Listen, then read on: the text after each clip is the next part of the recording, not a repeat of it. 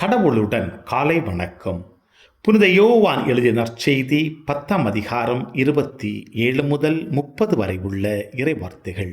அக்காலத்தில் இயேசு கூறியது: என் ஆடுகள் எனது குரலுக்கு செவி சாய்க்கின்றன, எனக்கும் அவற்றை தெரியும், அவையும் என்னை பின்தொடர்கின்றன. நான் அவற்றிற்கு நிலை வாழ்வை அளிக்கிறேன், அவை என்றுமே அழியா. அவற்றை எனது கையிலிருந்து யாரும் பறித்து கொள்ள மாட்டார்.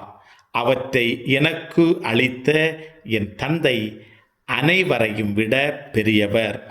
அவற்றை என் தந்தையின் கையிலிருந்து யாரும் பறித்து கொள்ள இயலாது. நானும் தந்தையும் ஒன்றாய் இருக்கிறோம். கிறிஸ்துவின் நற்செய்தி. இந்த நாள் இனிய நாளாக அமைய வாழ்த்துக்கள்.